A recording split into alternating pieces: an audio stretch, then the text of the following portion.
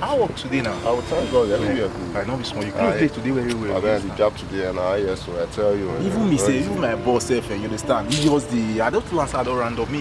He tell me say I just don't want to work. They're not agree. Now so many couples is one. You hear from Mr. Jones? Mr. Jones say he call me since now. Say he will see here tomorrow evening. You understand? Say he will come tomorrow evening. Mr. Jones. Everywhere push up, but you understand? Me just can't enter because my family now they come see my wife. You understand? So when you enter, man, you go set one or two to your back. Just see you understand. When you relax now, right? Reach you.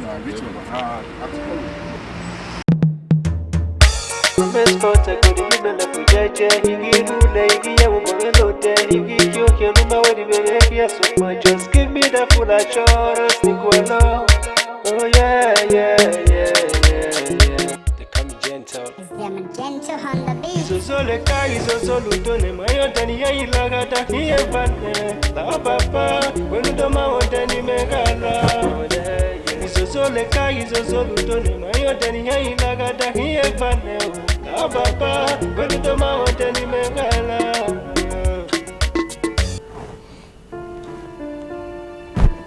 My love.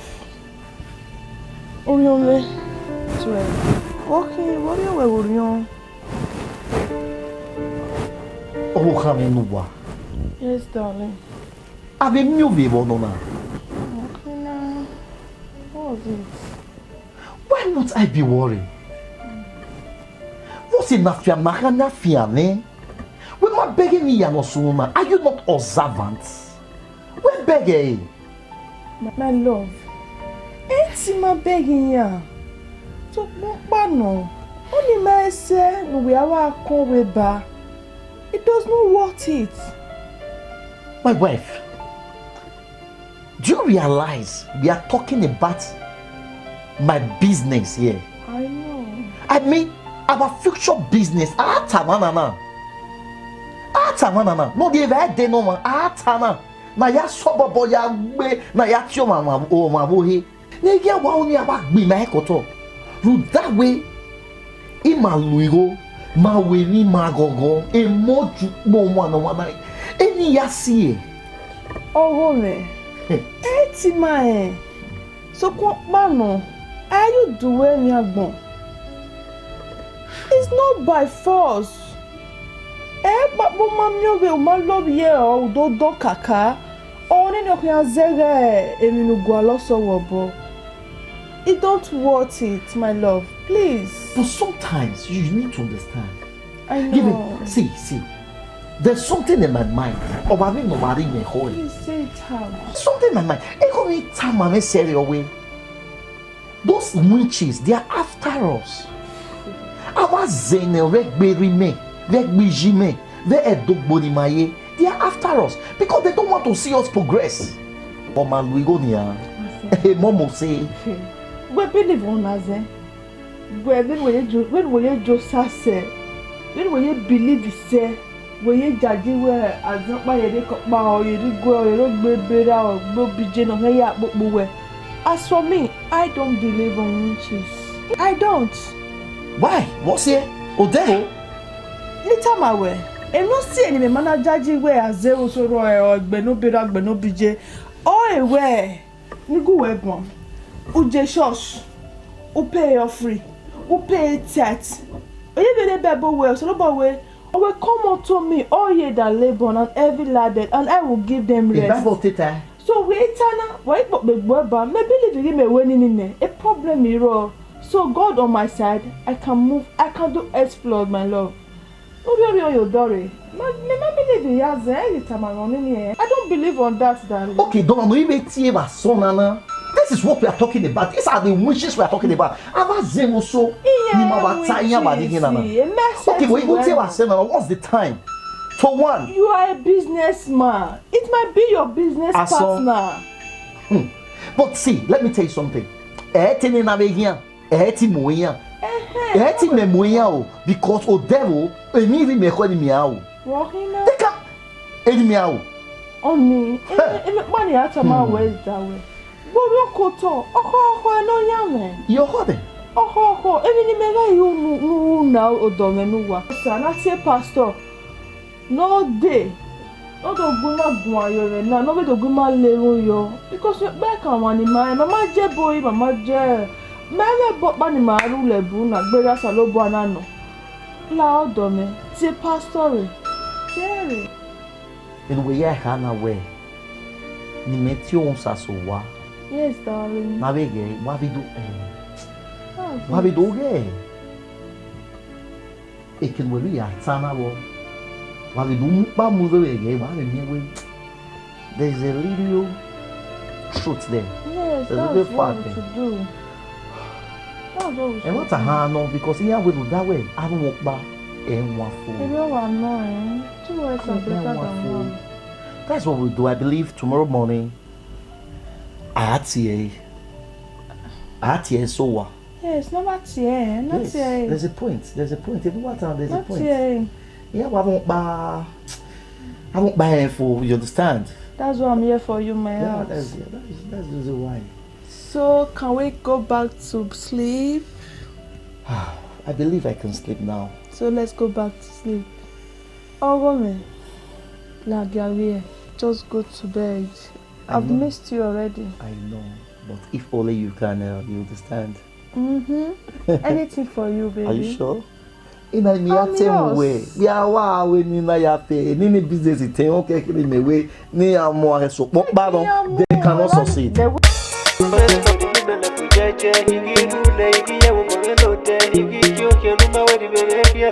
Just give me the full assurance, Nicola. Oh yeah. They call me gentle. It's them gentle on the beat. Izozoleka izozolutone mayotani yailagata hiyevane la papa wenudoma wotani megala izozoleka izozolutone mayotani yailagata hiyevane la papa wenudoma wotani megala Ijesu na kyoteneka iwe mawotani gala o papa Uji na kyoteneka iwe mawotani gala o Yesu na kyoteneka iwe mawotani gala Uge mawotani gala o papa Egiye mokuno kwenu zono miye ya sowolo Papa God I beg you make I not depart from your ways Make you touch me without your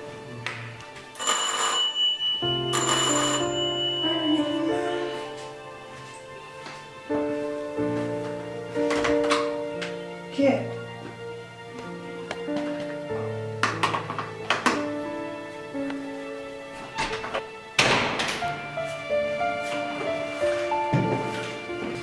Wow, woman of God. Pastor, over here. Oh yeah. Oh, yes, How sir. are you? Fine, bless God. How's everything? Thank God. Okay. Welcome, please go inside. So,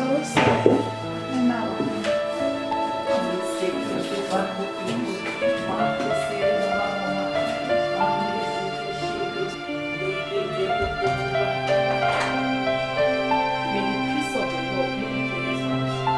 Amen. Obokia pastor, you are welcome. Thank you. Please sit down. Put down. Mommy, you don't follow anything like water, juice.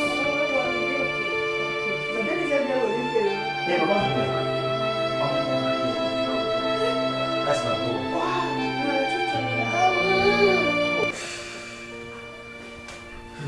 So, Mr. Johnson, how is your family? How is your business? You here now? You sent for me. What all is well? Woman of God, monkey na tiwe, Yoda, being a business in Iwaji, or my baby, my business is going down every day. I don't know what to do. I'm so confused. I don't know me,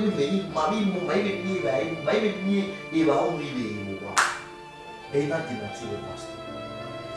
Okay, Mr. Johnson. You better listen to where I'm going. What do you want God to do for you? Pastor, why boy pastor Rima? Any yasi ni na tiwe, mula onugade. No we do tamame any gao. Dey one na yo we no ki no di yaki. Emi ki no we na we.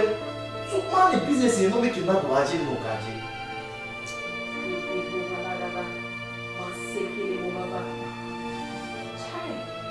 Jesus. where pay tax where you know support no be at you picky. Pastor, women here, woman of God, if I pay a tithe, the exactly tithe, because I want to pay. If I pay a woman of God. You go with pay tax when you menu, a tax when you menu be sure to make that. Woman of God, why gave you that? I'm not used to writing names. Writing name. Adoga indicated a name in tithe. On your see, no nero. You are anything no salubwa, you only bring you. Okay, so we are saying another Salobwa. In my family, just see Baba, a business of her. We get your man. We know I can awake a bank and we are pay tax or we can pay. So I tax the problem. Baba, no do care we of any. Can we get radio boys? They are man a business or they are for your government. I'm going to pay tax and go. We may not go. We go no problem. Get Baba. We go when I know biology. We need Jesus. He said, "Oh, where's the pastor? Where's? Who might be there? You know what? Everybody, you are the okay. Let's see. Where's it? Okay, may the peace of the Lord be upon this house. He said, Mr. Johnson, on who can pay tax with there, Emmanuel. What case something of the last pay because only month in Emmanuel, I'm not mentioning many. okay, pastor. And secondly, even who carry the bony car, he was saying, no, by now, you say, no, they took carry them you make a 1,000. Kò ní tó vasque pour moi pay tax we wa pay e ba ku wa e di ni very important me na ya ji we wa mo yo okay pastor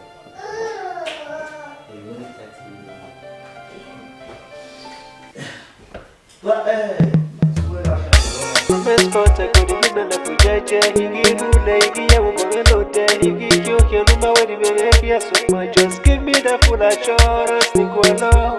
Oh, yeah. They call me gentle. Yeah, they call me gentle. Oh, baby, girl, make you try to believe me. You all the things I they talk, I they mean them. Yeah, we made up a mess, so people are saying, you get a love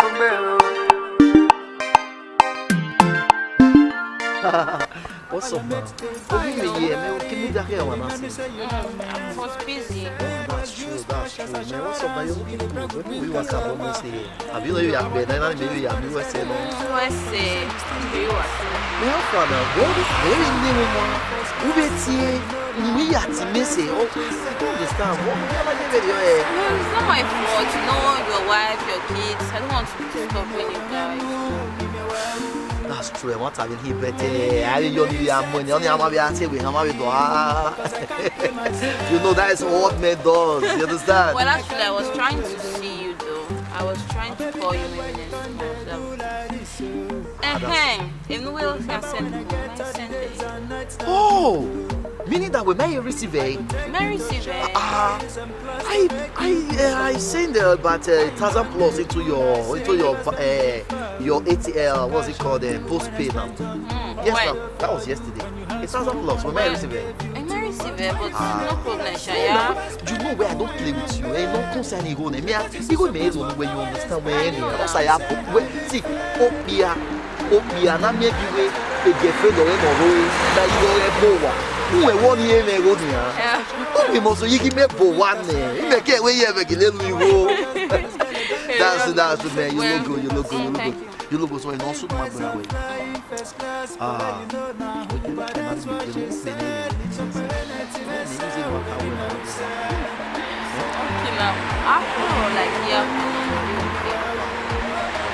That's my maca. A maca no. You know, I'm really so everybody maca na. I love that. Okay now. So we'll see. Okay now. We're going. Next tomorrow. Around 5 o'clock. No problem. Okay. The maca na. Best protect the people of Pujaja, he give you lady, I will go there, he give you Keluma, where the behavior so much. Just give me the full assurance, Nicola. Oh, yeah. They call me gentle. Niggas, are you free? down. Say, you know they share. Forget. See your clear. See your. Wait. Why you? See your chin. Don't you tell me say wait till they see your chin. See your man. Don't let. Packaging, Baba. Now this is put on. Why you listen at package? Why you listen at package? I found I before you yesterday. You know, yesterday was the around. You have to hire hands. Sorry, I just see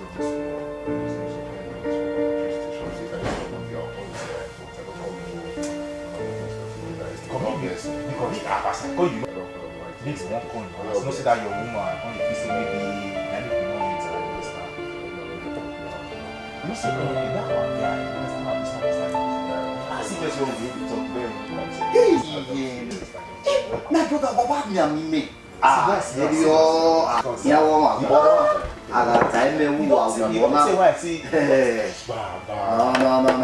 For yesterday, I couldn't say I couldn't call her.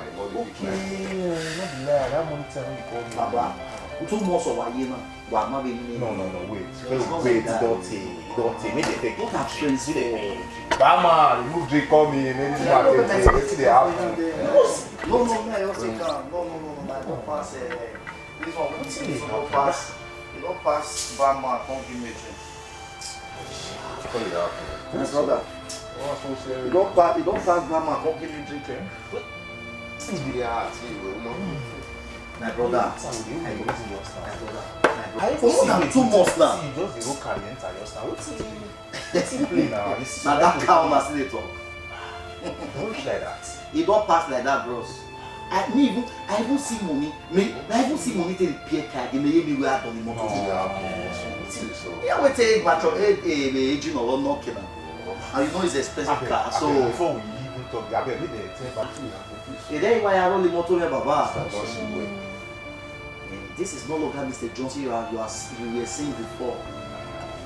My brother. So you shall not reach like that. Oh, I don't know what to say. See, my brother, for more than 5 months now, I can't really understand what is happening to me. My mind was smooth down. Bros, I am so confused. Give it a confusing that if there's other name, I really confused. Even when you're my brother, I can't understand myself again. My business is going down every day. What's really happening? My business is going. Okay, you guys know me. Why am I going to win now? Iwa winner, Iwa winner. Iwa we go. What me wants? Open we go. No see that your small chili where you carry. No. Not just go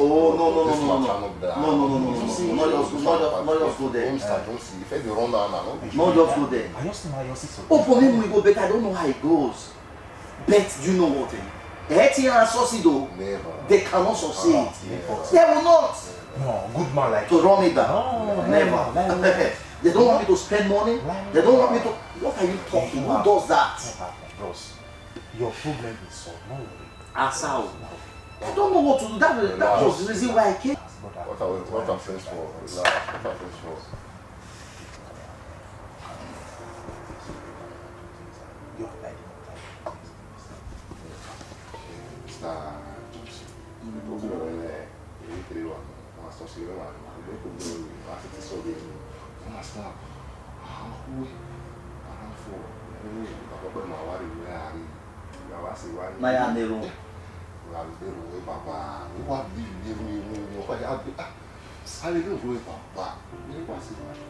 I don't understand. No. Is that what you guys do? No darling. No darling. Only no wow. No. You guys know me too well. This one business. Why are we? I'm a Christian for crying out loud. A Christian. I don't want to be here with Imogo, Iwanyo, Ijeklo, Iwaluigo, Ivega Wokane, Abuemi Oni, Petopalo. Oh man, we are here. What we believe is prayer. Oh man, we are here. We are never go pray. It's not for you, please. You take a matter now. Don't go to that extent. We take it easy. See, Uma will maybe wait if you wait, because I can't allow my business to crash. We may I can't do it. I can't leave that business for anybody. Even business, even winner, day and night. I don't like to hear and do as in this war. My brother can go any length. We are winning the way that they are putting out. They can hire just make it up. It didn't mean any. I am new. For then if you say so, I complain the river. yeah, let me talk like us. What's so far that you have? In my case, you know your audacity. Oh, we can easy like You know your audacity. Oh, Papa, you do it laugh at the mommy. Come on, I think it's easy. Get it easy. Me the whole boy. When you reason for that, I don't She needs to okay, she needs to be a glass in now. I mean, me, no, Mama. In the car, but in the car, they go to again. Hey, me, what are you talking about? I don't have to do anything. Now, yeah, what you are not buying. I will. Maybe my wife will be now. They say, okay, from my way, I would go there morning. So in my kind of told I didn't know we need to soon now. Why you if your man, Jay. Did Dick know what is happening? Did Dick can never understand what is happening? Yeah, brother. Almost like Everything will do. We'll remember tomorrow and by 4. Everything will just stay.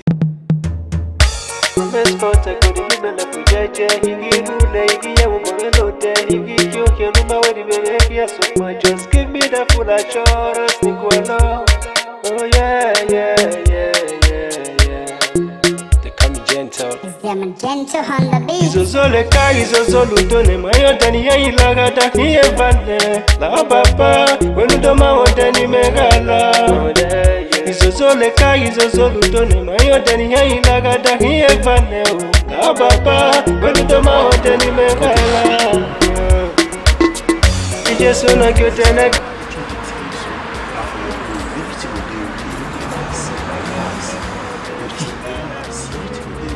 Okay. No, I'm not going away. Have you no book? Have you no book away, boy? Wait, we're in Nigeria doing I was a businessman right from time. Business is wow. businessman. Yes. They were here, right? Yes.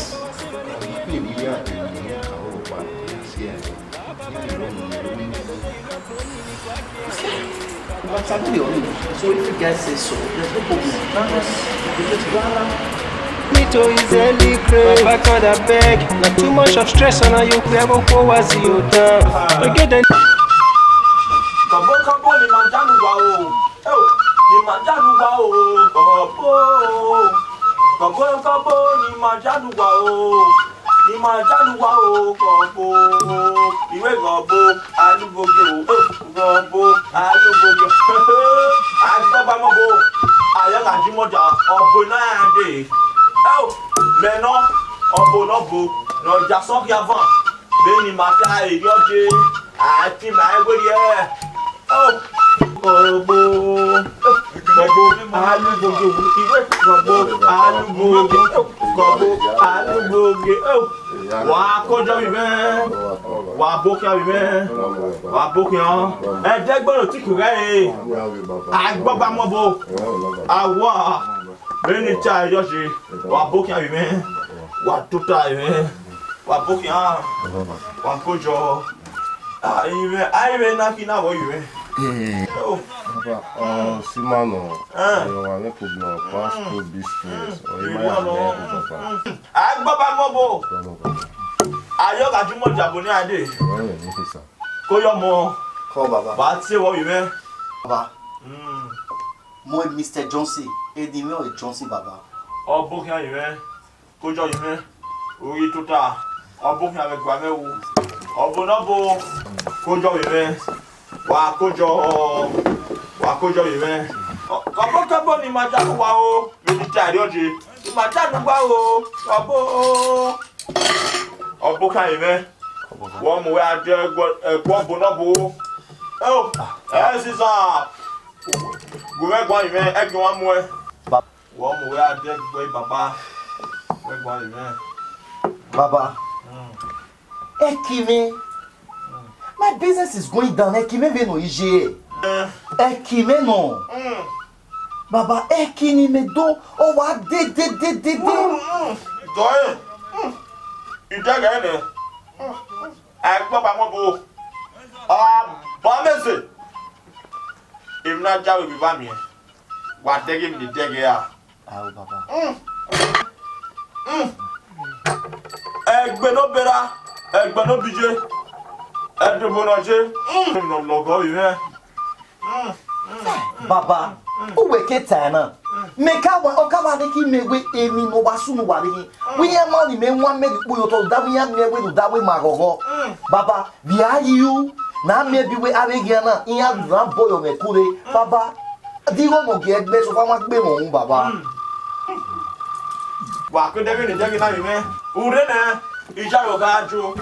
O se gba me ne. Emi ya no jawe ri. O da so bo. Nu da we ma jason ki avant agbogba mo boyeye abameze ziza enika o redi tari oje o wa ma je pe mu mede o obo ka ime ira di kunu enika o benu wata eri oje o o ma fi we dede o ira di kunu na ime eke di kunu na ime alele ro no lele ki ime uke sopa tuoma gboma gbon o uwe ni tama we na ime o fi agbobo na ime beni ari no na u ga isowa u ri e o to tukun uwe ni tama na ime u ri ra bo wa ni de nu o enika o beni we di ane na o da se na o owo eva ea ene ise ea iyo iba iwe no ba ese nu o Ise baba, wese baba. Wese baba. Wese baba. Sabu me mo baba. Wese baba. Wese baba. Wese baba. Wese baba. o ba yo mi ko me o bo no ba gba ba mo bo Wese baba. Wese baba. Wese baba. Wese baba. Kabo ni ma janu wa o Wese baba. Wese ni baba. ma janu wa o kabo ni ma janu wa o ni ma janu wa o gobo awo agbo ba mo bo iye kologbo de kan to yeye ajo ga jumo da de yan de beni ti ajo se ziza enika o wa ma je ko mu me de Baba, no la no yo ni ya ika ya yo hiri. Sene baba. beni ti Yeah, we marry. ko na le ko na le me egu dun wa me Ise. bo na bo yo Ise. o ka ye de to mo po me o ka ye de to mo me beni ti ajo je Ko baba. edika ma o no ma gba de ija de wa rajo ija de wa rajo Ise baba. beni ta ma we o mi o Ise baba. o fi an gbo bo Ije me woto na. ija de wa rajo me Ije. baba ni ma janu wa o wagakia matanu wa o gogo ijare wagajo obogapo etegbodo tiki re obogapo ni ma janu wa beni tari o se enika o wa ma we no ma gbade eziza Meskota kuri bibele kujeje higi rule higi yewu bogelote higi kyoke luma wedi bebe yesu ma just give me the full assurance nikwala oh yeah they call me gentle Them gentle on the beat. izozole ka izozolutone mayotani yailagata iyevane la papa wenudoma wotani megala izozole ka izozolutone mayotani yailagata iyevane la papa wenudoma wotani megala Yesu na kyoteneko iwe mamoteni gala o baba Uji na kyoteneko iwe mamoteni gala o Yesu na kyoteneko iwe mamoteni gala Ugi mamoteni gala o baba Mr. Johnson, domo. Igbe adie. Gay.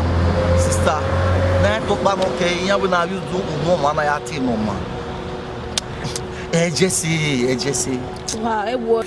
Because I make me say me marry around. You have to me when since then. And he said, take it easy, me yama. Understand? Oh, yeah, man, no, no. Oh, ma, what are they on me? What, ma? Eh? My sister, I'm so confused. Give me a cup better than you. I will do maybe win me. Every me say, and maybe we Ubamina or Hawa on Yami. I get on your way. Where is so gay? Prophet, your man and a Thomas Bia, Thomas Donny. Okay. You only want to get away and when I will have a child in there. A cup better ni my lily is your bully and so mano. Avec Benore, avec a baby make busy many work, book me many so book. Gay with baby.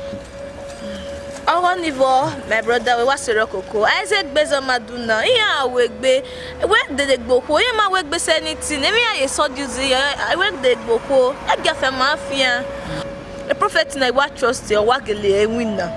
Via Thomas Gure or Jebani. So what Sebani, Mary, we are everybody in Maria Evani. Here testify. Yeah, we are here. So when they get a mafia, when it's on the arm, we not Bamo calling me. Yeah, we are here. So all these things will be solved before you know it. When they are testifying, so only the problem issue, eh? Their family don't if you away. I'm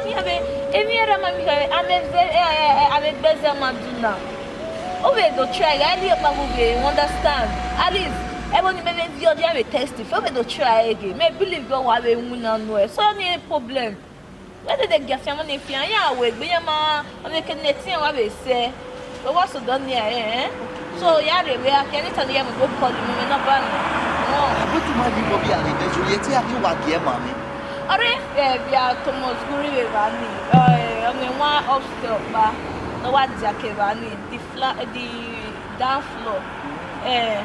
Even what did the prophet work about? Trust him now. Maybe going to Magba. At least was you will be able to testify as well. So a problem is the Revani. Who are going take care of yourself and make sure you know what's the local. I mean, never know my na made there. Lao. Oh man, I say I'm a Canadian.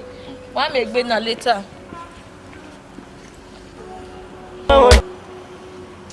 You have it done when you did. Baba. Pour rien de me faire avec mes jeunes.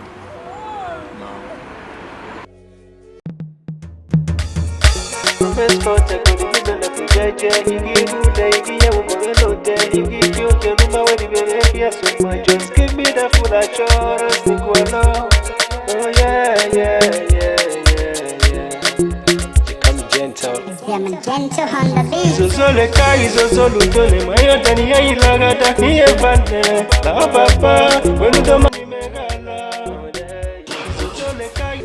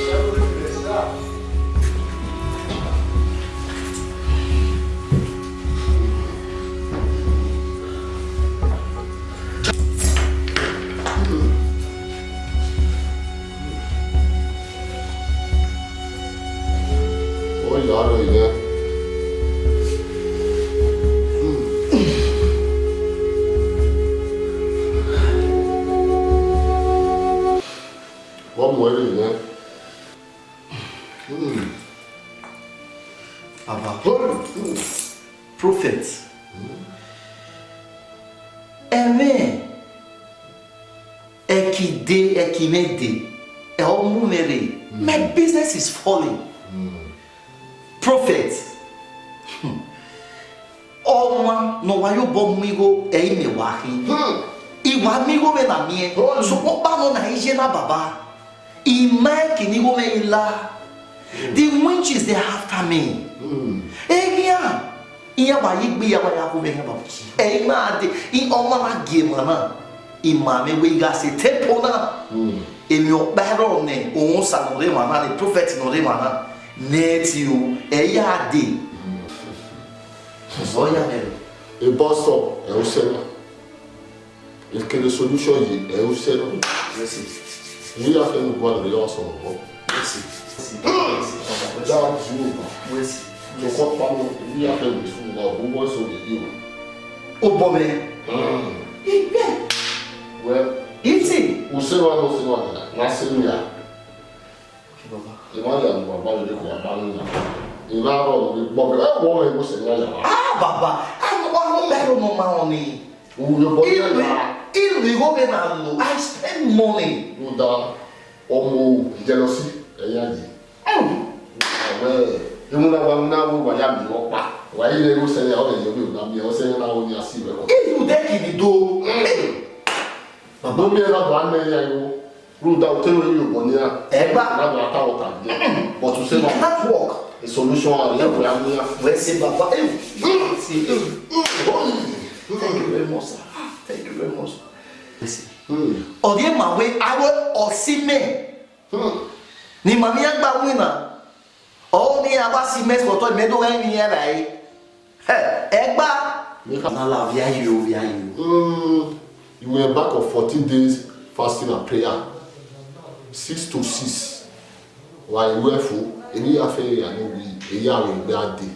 What's your one number? E ku ni ya. Baba. Ya ni die we affair ya do ayin ya we be le ya de do ayin ya. Baba, prophet, iya ba imi ayona. Lao, oge fasting we batani. Yeti we. Na lao, de miro yawo. Na ya maybe we no wa go meti u na we fasting ya na go baba. Iya we. Lao prophet. Judge you. Holy judge you. Oma. Ya de ba. Ya de ba Jehovah. Are you fasting? Are you no? So mo pa no.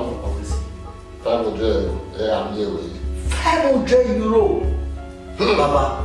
Di me ise na bia na me. Imoto me $90 yi o no. Baba na lao. So mo pa mo ya ti wo na ni me. Mo ku me na me ha de we ya ti we ni me baba. Baba. Ya do mo me. Ya ni de mi kere bi hi. Mo papa maka. De lo ve. O yi do go e to. So ko pa ra we ji no ba sa. Agua. Isu prayer la fu uka 14 days. One day. Baba. Baba. Amen. Baba me no. You are fair. Eu baba o. Eu baba. Eu baba. Samuel. You are the young. Eu não darei baba. The one we know.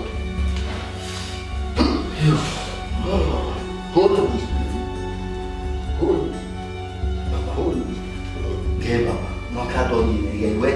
Do dia para uma baba. Holy. Oma. Pardon. Where's it? Who you can't pa who are kind. But the long by penny within 14 days. What? Baba what? He did it me. He. So well, Where's it? Where's it, Baba? Where's it? Where's it, Baba? Where's it, Baba? Where's it, Baba? Where's it? Where's it?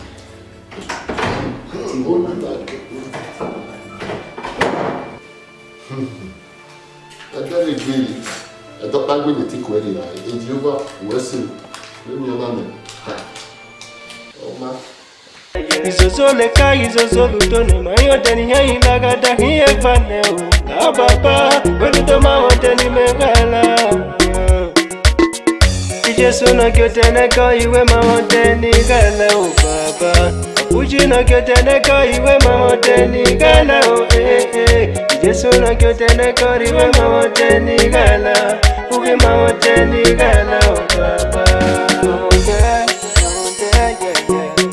Egiye mo kuno kwelu zono miye ya my soul, no. Papa God, I beg, go make I not depart from your ways. Make you touch me without your golden touch. Brother, I shape of life, I was saying, when the boy and me, I'm a tell you, yeah.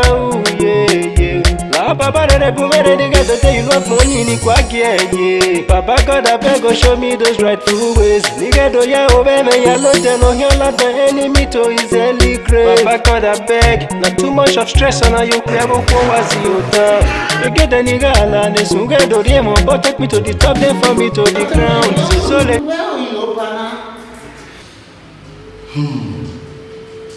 Nije seme. Ni me waje na wa sebe. Yo. We dia wa ari wa e. O wa ko wa o. Nije seme. O teme ma o pe ani mi no re wa funa na mi e. Ebi na se ti yawe ba gona my brother. La ebi no sunu o sunu me. Otem onise abiri game odosa ye Brother, if you marry the memeu ijogo prophet ne papa omosa ni meje owugamoge owe today that pay tithe was here we na maybe we were pay cooking le wa se ba oda bonisho ebi o pa masunu the prophet that amame ona wo me we bi ya na we okay ba go na bi abo o masunu why we ni you oteme onise yawe ya gyo ore o sapama we nuahia okuben ami mi lese ti o we na mi ya agba no no e oteme o yi ogbe ami mi nere no efo oteme won we see we no kai la de que no kuben na de que no je oteme abi pastor ben na o je me unga ungaje number 56 Garnock Street opposite Coland Oreva wa mi Oreva oteme o we mi ya no gwalo no e okay we see me wa so office mama say e wa so office mama say ni me wa ya e bi na wa go me ni I'm so confused okay I worry yeah Papa, when you do my mountain, best spot I go to the level jaja. He give you like you will go low there. He give you your number where the baby so much. Just give me the full assurance, Nicola. Oh yeah. They call me gentle. It's them gentle on the beat. Izozoleka, izozolutone, mayo tani ya ilagata. La papa, when you do my mountain. How are you? I'm fine. Please, are you Pastor Ben? Yes, I'm Pastor Ben. Oh, thank you very much. Nice meeting you. How are you doing? Please sit down. Where's it, Pastor? Where's it, Pastor? Oh yeah, you look so worried. What's the problem? Pastor, who hear them, Pastor? All is not well. Pastor, someone directed me here. Write this your full. Pastor, Pastor, my enemy, they want to bring me down. My business is no longer moving the way it was before, Pastor. He only had business in Pastor. Only see it in my enemy, they after me. Please, Pastor. So, what do you want God to do? Pastor, level me. I need prayer. I want you to pray for me so that the witches will not go further. Pastor, move loud. I need prayer.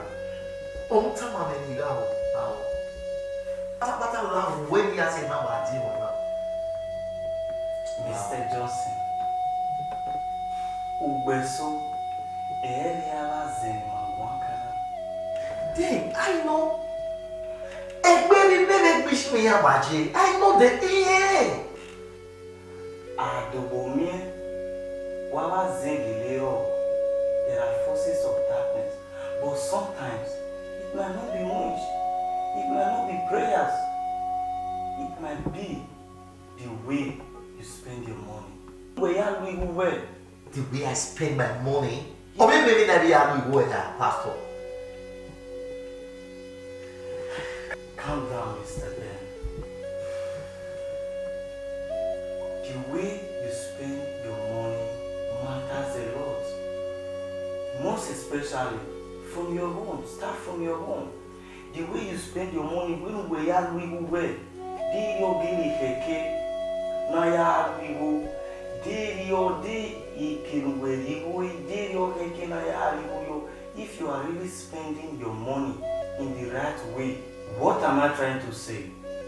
Werasowa, werayowa, werasowa. When swan killing Buga, start counting, start from your home. Most especially from your children, from your wife, how they manage your things, how they manage your money. Then you will tell me, you will come to testify if freely you need prayers, or you just have to systemize the way you spend your money. I don't understand. You mean I don't supposed to spend on my family, for my family, the way I supposed to as a man? How do you go near? I spend money on them.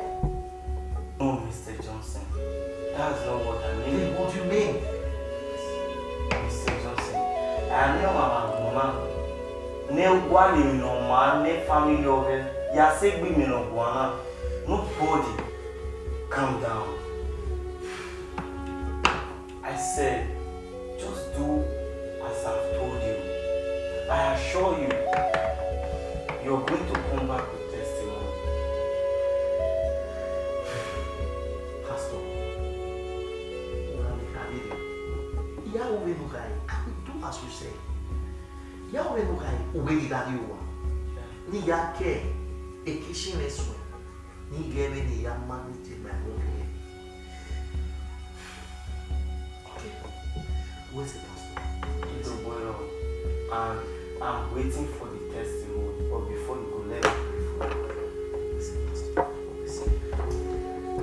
Father, in the name of Jesus, Baba Marioni Obuzo Bidon, Baba Oweri Odomo Eri Ubowe Nuna Baba ni Baba Kiri no iri sie ne kyori na de whatsoever that is making your business to reduce. Baba, ye mai, ye hobo in you, ye Jesus Christ in you. Thank you, sir. I really appreciate it, sir. Extend my greeting to your family. Okay. I feel like what's up with it.